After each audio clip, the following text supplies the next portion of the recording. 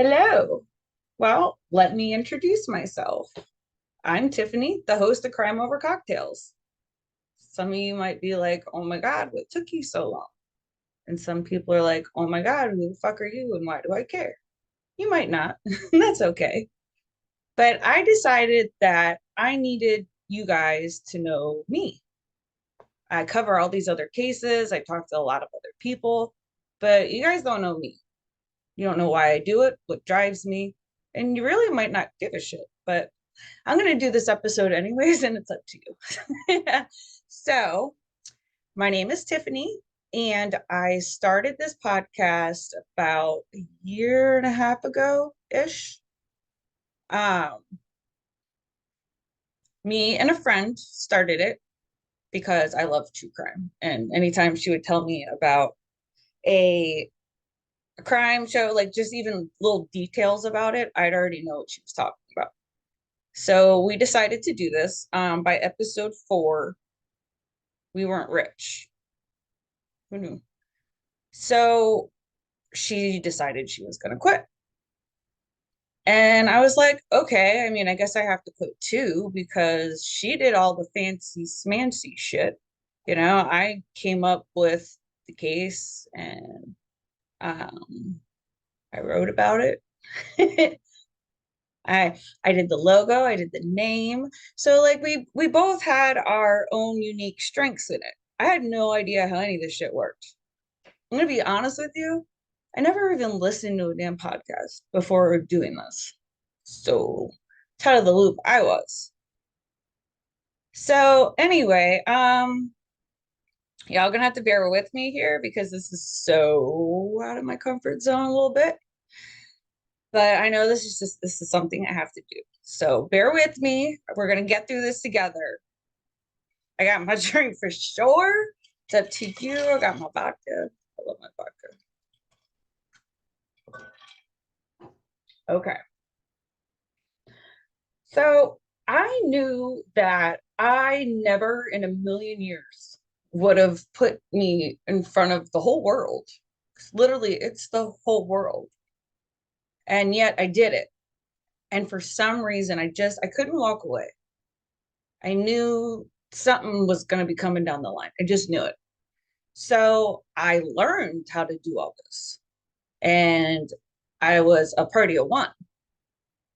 So we're talking, I find the case, and then I would have to research it, and then obviously do it. Then you have to edit it, then you have to publish it. It's a lot. It was like 10, 12 hours an episode, which I love doing.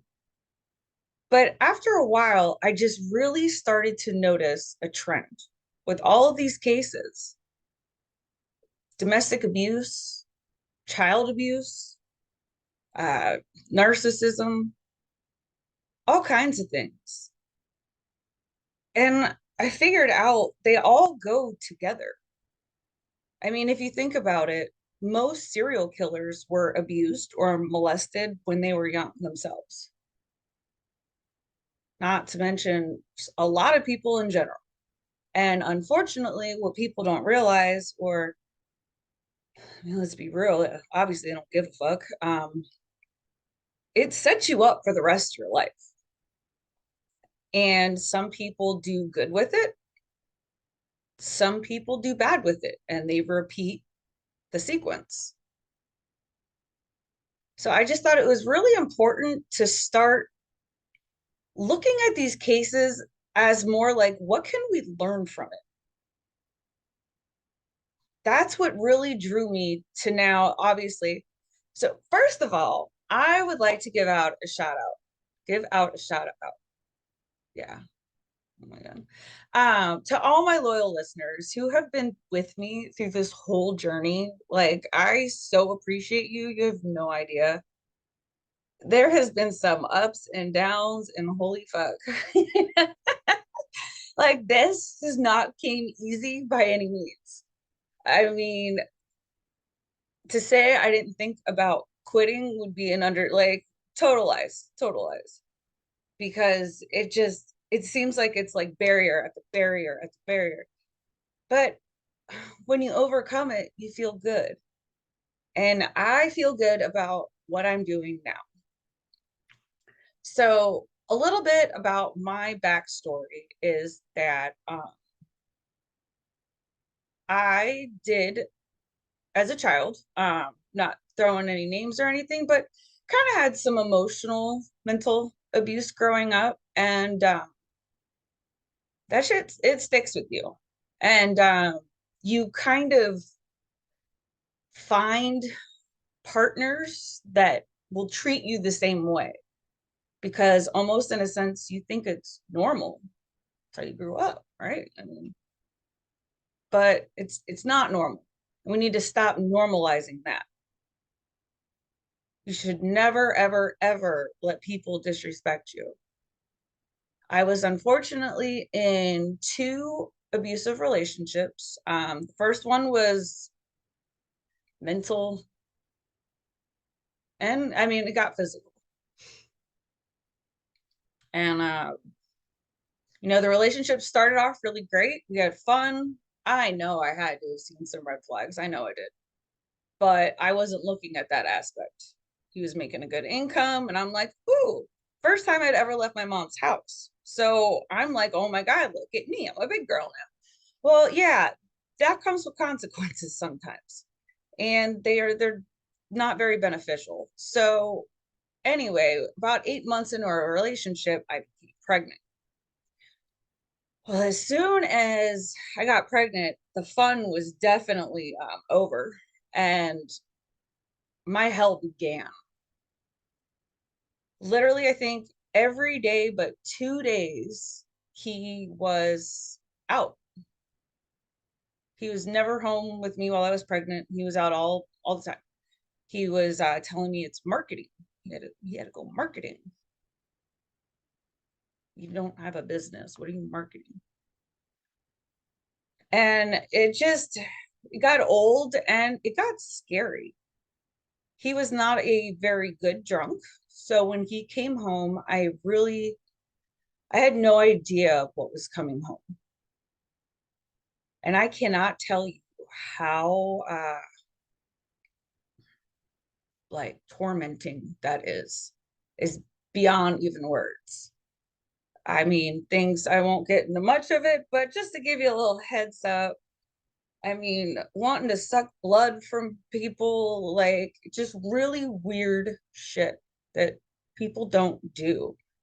Make me sit and pray at like some fucking altar thing. Like, you are not Jesus, you need Jesus. He thought he was God. I don't know. He still fucking does. But it just things that are just they're not okay. You know, I was 6 months pregnant. We went to New Orleans, and he left me outside 6 months pregnant, and it's freezing in New Orleans. It was November, December, one of those months. And I live in Florida. There's a reason I live in Florida. But for some reason, I always can vacation where it's cold. I don't know.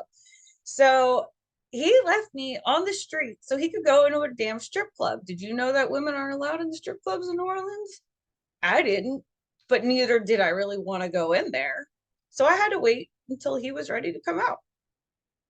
Then at some point in the trip, he decided it was a good idea to buy a homeless man a room at the hotel that we were staying at. No. He's like, no, he's going to come home with us and work for me. Like, you're delusional. You're fucking delusional. If you think this man ain't going to take your room and then haul ass. Well, I told him no. And he slapped me across my face. Guess what? I fucking slapped him back. We're standing in the hall in the hotel room, just smacking each other's faces. It was the craziest shit. And it's just so like mind games. Like the next day we went to the mall and he proposes. Like, what in the actual fuck? The crazy thing is I said yes, but I think I just wanted to get home. I just wanted to get home. And the ring was really pretty. It looked like a butterfly. I like butterflies. So, I had no intentions on marrying him. I really didn't. But I mean, I just wanted to get home. but, but I still didn't leave. It got to where knives are being held up to my throat. And at 8 months, he wanted to cut them out so he could see them. And I'm like, he's not done baking. Like, it's just, you have to almost just think of it as just absolute craziness. Let me tell you something, ladies, or men. I don't know, maybe girls do this too. But anyone who ever fakes that they're killing themselves, fucking huge red flag. Like, I got a parade of red flags behind me. That shit ain't normal. Don't do that. As soon as they pull that card, like, I gotta go because it's only gonna escalate from there. I mean, he poured ketchup on his arm. He was in the bathroom acting like he was drinking Drano and like he's collapsing. And it's like, at the time, you are just so fucking furious and annoyed and just whatever. Now I can look back on it and kind of laugh a little bit. Like, it was pretty pathetic. But in the end of it, when you think about it, they most always still get their way. See, and these are patterns. It's time we have to break the cycle. Break the cycle of abuse, break the cycle of what is the fucking word that I want? Break the cycle. That's all I ask. Parents, be nice to your kids. Like, I get it. It's frustrating. I raised my son by myself for 13 years. It isn't easy, but you can do it. You got to put one foot in front of the other. When I left his father, I did not have a penny to my name because I wasn't allowed to work. And I had a newborn. I left him when Jaden was 1 month old. And I'm going to tell you right now, I wish I would have left him early because now my son has a lot of anxiety issues. And it's because I was constantly anxious. I never, mm, excuse me, I never knew what was awaiting. And it's crazy to think of. So anyway, I thought I got smarter, and then I walked right into my next nightmare a couple years later. Um, he was a bartender. Don't date bartenders. But it was love at first sight for me. And the fact that, he wanted to talk to me, I felt like, oh my God, I thought he was better than me, that he was above me. And oh, why would he want me? Da da da da. As time goes on, you start to see maybe why. I think they saw you as weak or be easy to take advantage of. Within a month, he was living with me. I know you guys are like, red flag. I get it. I saw it then, but I'm like, hello. I mean, you got to learn from your mistakes. And I learned that 7 years later when I decided that I had enough because he would constantly tell me that I was ugly, fat, and gross. But yet you're literally like hounding me. So, and I would think that, but that shit seeps in. I swear to God, they get close to you, they start to find out what triggers you, what don't you like about yourself, things like that. And then that's when they come back. If for some reason I made him mad or I hurt him in some way, he had to retaliate. And it was not nice. Talking, it could be 40 texts in a row. Another flag, girls. The guy who's bing, bing, bing. And you're like, oh my gosh, that's a sign. I honestly believe that this guy was a narcissist. The world revolved around him. And it probably still does because it's a good looking dude. Girls are like, okay. I don't know. But these are things that you need to be aware of because it happens so often. But luckily, I'm still alive to talk about it when a lot of women aren't. And they saw the exact same red flags that I did. You don't know when too long is too long. You can't wait. If you know that this is not heading where you need to be, then you need to go and figure it out. I know it's not as easy said as done. Look, I get it. I get all of it. I do. I do. But something's got to give. So now that's kind of like my thing. I don't want people to see, or I don't want people to make the same mistakes that I made, because it took a long time for me to love me again. He stripped that from me. And oh God. All right. Well, I wasn't expecting that. But yeah, it's not an easy road to go down. So I would suggest, if you see it heading that way, be smarter and just get away, get out. Don't let anybody tell you that you're not good enough, or you're not pretty enough, or, you know, you can't do anything that you want, because you can have whatever you want. You just got to believe it. You got to manifest it. You got to want it. You got to work for it. Nobody's just going to hand you $1 million and be like, have fun. If you would like to do that, DM me and I will give you my address, phone number. I'll give you my bank account. That way you can just put it right on in there. Eventually, I would like to do this full time. Obviously, this job is not for the fast track, but I feel like I'm on the right track. And this is where it feels more helpful than just relying on the crime shows. I don't know. I still might do one here and there. There's some crazy stories out there that I'm like, oh, I should do that. It's just, I don't get the same thing as I get talking with people who have been through things like I've been through, or people who have been through way much worse, or just really different. My goal here is to provide help, healing, anything on your healing. Everybody has trauma, pretty much, like everybody. Could be a different kind of trauma, but you have to figure out a way to deal with it. It's so important, because if not, you just carry it with you. Ain't nobody got no time for that. Got to unload. it, it doesn't come overnight either. It takes a long time.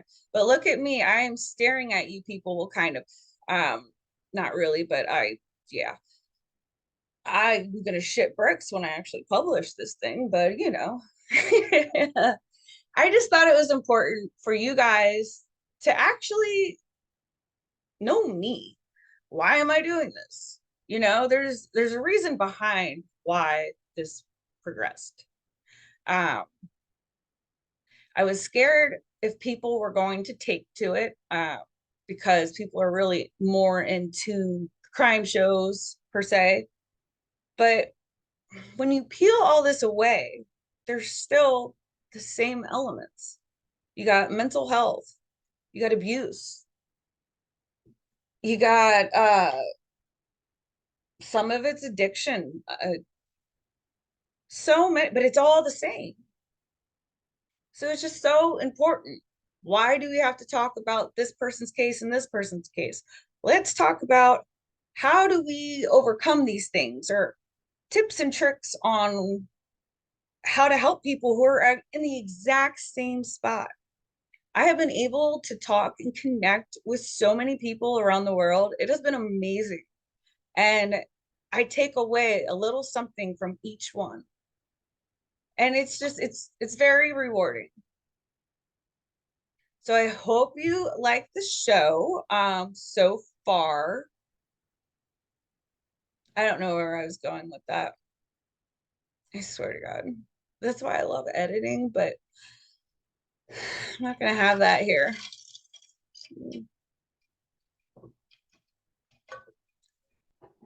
I'm just trying to think if there's anything else that I wanted to say. I think I about covered it all. Sorry, you guys are like, what the fuck is she doing? Look, I don't know. I don't even know like how I would edit this if I could. Literally, I'm learning day by day. by what I'm doing. Uh, you want to help donate to the cause? I fucking love you. I love you anyways. But go to crimeovercocktails.com. There's a couple different ways to go there. I even have little codes. Um, but please make sure you like, follow, subscribe. If you listen on YouTube, do a like. Uh, I'm not gonna name all of them because I think they're now like collecting shit. I'm fucking old people. I don't know. I am on TikTok. Lord help us. Actually, I have two because I suck at life. And I also have two Facebooks because the first one was under the other girls and I couldn't access it. So I had to make another one. So just you guys can find me Crime Over Cocktails pretty much everywhere. But if you would like to reach out, if you'd like to be on the show, anything that you want to talk about, if you have tips, tricks, a crazy story you want to talk about, I'm game for whatever. I hope you guys are enjoying the new wave, and we'll talk crime another time. All right. Bye. Oh, and leave a 5-star review on Apple. I guess they don't do them on Spotify. I thought so, but maybe not. All right. I'm sorry. Goodbye.